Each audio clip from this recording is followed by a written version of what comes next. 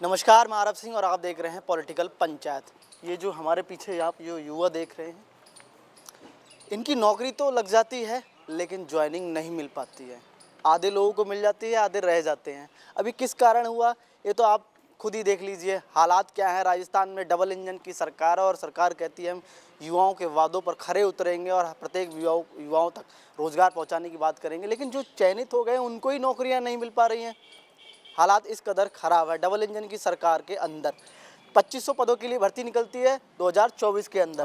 कनिष्ठ अनुदेशक भर्ती परिणाम जारी अभी तक नहीं हो पाया है। क्या लग रहा है इस डबल इंजन की सरकार में युवाओं के साथ में कहीं ना कहीं कुठाराघात हो रहा है? देखो, सरकार तो काम कर रही है, सरकार वैकेंसियाँ दे रही है, सरकार का कोई दोष नहीं है इसमें। मैं सीधा सीधा दोष हमारे अधिकारियों का कहूँगा, क्योंकि लापरवाही ये कर रहे हैं। सरकार ने हम मांग 1500 की कर रहे थे, 2500 पदों पे भजन लाल जी ने भर्ती निकाली। इससे अच्छा क्या होगा? माननीय के विश्नोई जी का मैं धन्यवाद दूंगा कि उन्होंने 1100 लोगों की कम से कम ज्वाइनिंग करवाई। लेकिन मैं माननीय मंत्री जी से मैं कहना चाहता हूँ कि साहब, अब ये अधिकारी जो लेट कर रहे हैं 8 महीने पहले और अब 1 महीने ज्वाइनिंग उनकी होने के बावजूद अभी तक इनकी ज्वाइनिंग ही नहीं मिली है, तो इन अधिकारियों पे कार्रवाई कीजिए आप। आखिर अब तक राजस्थान का युवा कब तक सड़कों पे घूमता रहेगा?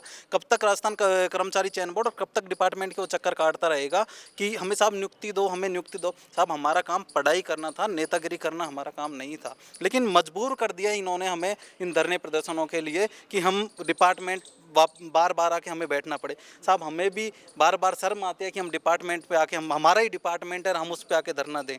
तो हमारे लिए भी ये दुख की बात है कि हम पढ़ने वाले छात्र थे, हमें राजनीति से हमें जोड़ दिया गया है कि हमें धरने प्रदर्शन कर रहे हैं। ये हमारा काम नहीं था, ये विपक्ष का काम होता है कि हमारी आवाज़ बुलंद करे। लेकिन राजस्थान का विपक्ष भी इतना मजबूत नहीं है, मेरे को लगता है कि जो हमारी आवाज़ उठा सके। तो हमें खुद को हमारी आवाज़ बनना पड़ रहा है, हमें खुद को हमारी आवाज़ उठानी पड़ रही है। 2500 पदों पे राजस्थान की कनिष्ठ अनुदेशक भर्ती थी, उसमें से 1100 पदों पे इन्होंने ज्वाइनिंग दी है। बाकी शेष पदों पे अभी ज्वाइनिंग बाकी है।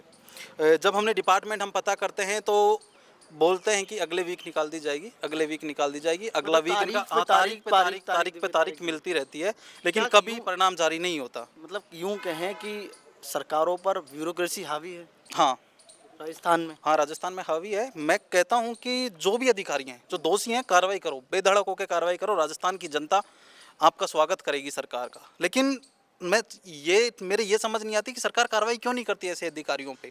जो काम करना नहीं चाहते उन्हें बाहर निकालिए ना। काफ़ी लोग बैठे हैं काम करने के लिए, जो भर्ती इंचार्ज है उस पर कार्रवाई कीजिए आप लोग कि आखिर आप पे क्यों वेरिफिकेशन नहीं हुई। 11 लोगों के वेरिफिकेशन ये 1 महीने में नहीं कर पाए। 11 लोगों के 11 लोगों के बड़ी विडंबना है, 11 लोगों के वेरिफिकेशन नहीं कर पाए, 11 लोगों के। और अधिकारी कहते हैं कि हम बड़े तौर पर चुन के आए हुए हैं। जिन लोगों की काउंसलिंग हो चुकी थी, जिनको बधाई पत्र मिल चुके थे, उनकी ये ज्वाइनिंग नहीं दे पाए। ये बोल के अब जब वो पता करते हैं कि साहब मेरी ज्वाइनिंग क्यों नहीं है, बोला आपका फिजिकल वेरिफिकेशन नहीं हुआ। अरे, फिजिकल वेरिफिकेशन करना आपका काम है, उस बच्चे का काम नहीं है कि वो फिजिकल वेरिफिकेशन करने जाए।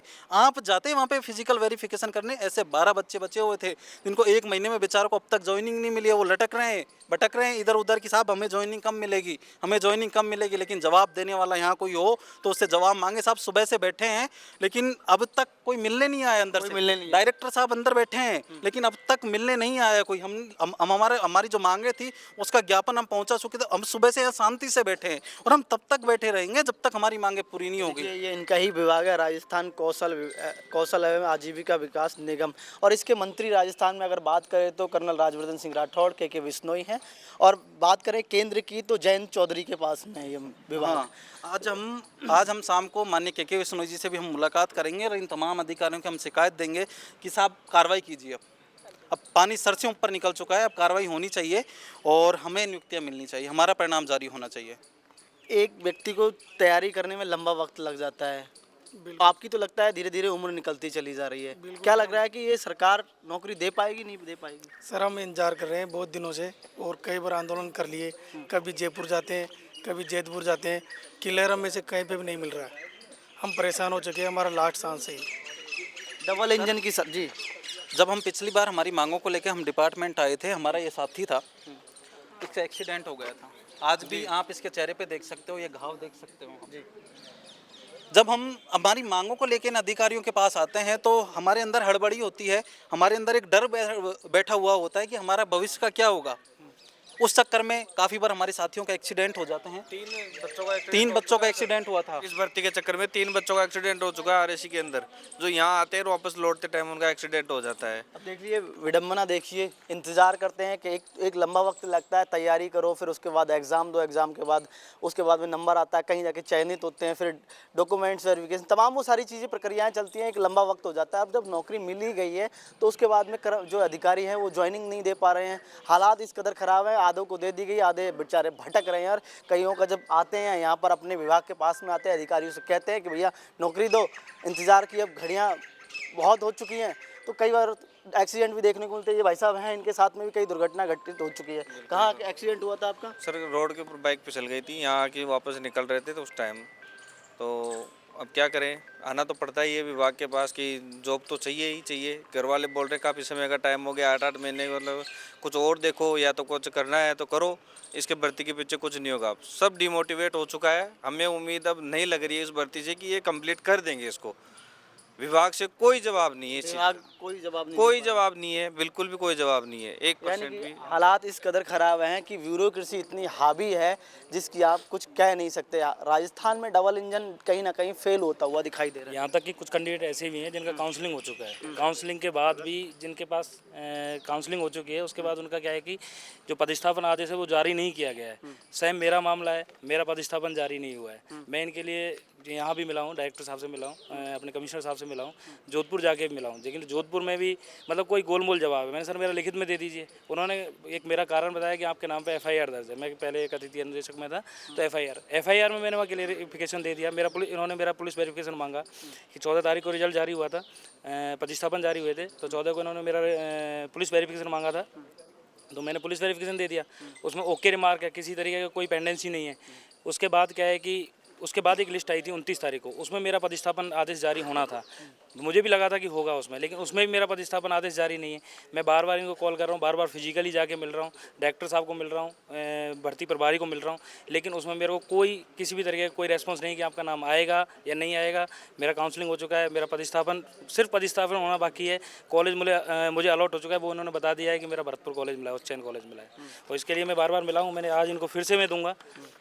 मेरा करंट जो जनवरी में ही हुआ है पुलिस वेरिफिकेशन, उसके बारे में मैं इनको दे चुका हूँ, लेकिन किसी तरह का कोई जवाब नहीं है। पता नहीं कब तक आएगा। मेरे साथी का एक महीने हो गए, 1 महीना प्लस हो गया, लेकिन क्या है कि हमारा तो टाइम वेस्ट हो रहा है।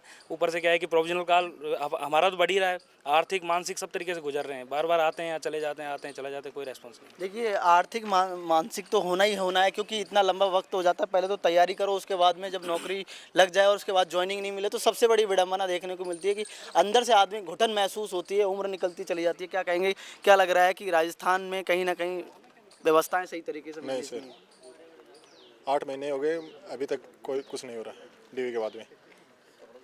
क्या कहेंगे सरकारों से अभी और तो ये सरकार मंत्री? पर कोई आस नहीं है। कोई आस नहीं है अभी आगे? देखिए आस भी खत्म हो चुकी है। आप तो भाई साहब लग रहे हैं कि शादीशुदा आदमी है क्या?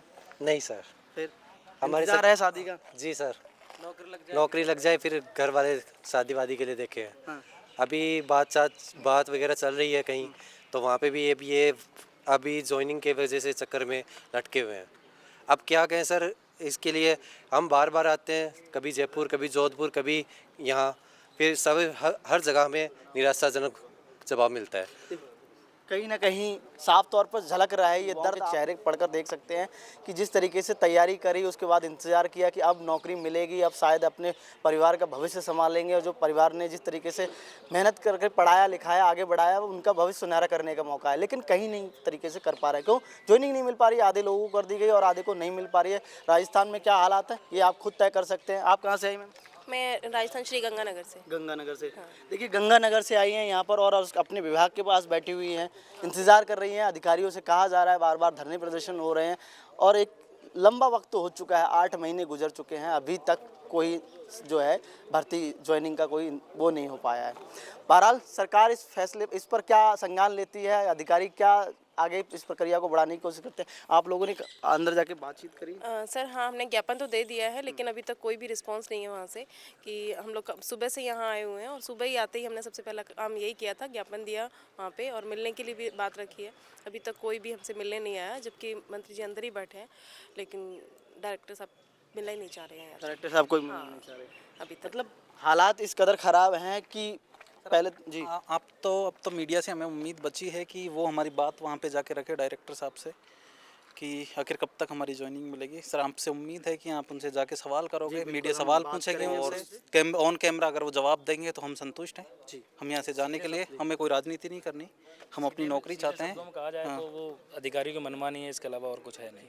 तो देखिए बहरहाल किस तरीके से जो राजस्थान में ब्यूरोक्रेसी हावी है वो हम उनसे भी बात करने की कोशिश करेंगे अधिकारियों से कि आखिरकार अब तक क्यों ज्वाइनिंग नहीं दी जा रही है, किस कारण से रोक रखा है अभी आधे बच्चों को, उनसे भी हम बातचीत करने की कोशिश करेंगे। लगातार हम आपको दिखाते रहेंगे, बने रहिए मेरे सहयोगी राकेश गुप्ता के साथ। महारव सिंह, पॉलिटिकल पंचायत, जयपुर। नहीं, किस बारे में बात करना चाह रहे, वैकेंसी के बारे में? ये हमारे पास जो बाकी वैकेंसी 380 थी वो हमने भेज दिया अधीनस्थ बोर्ड को रिजल्ट घोषित करने के लिए। शेष जो 1100 को तो मिल चुकी है ना सर अभी तक? उसमें भी 380 वैकेंसी रह गई, उसको अधीनस्थ बोर्ड को भेज दिया है।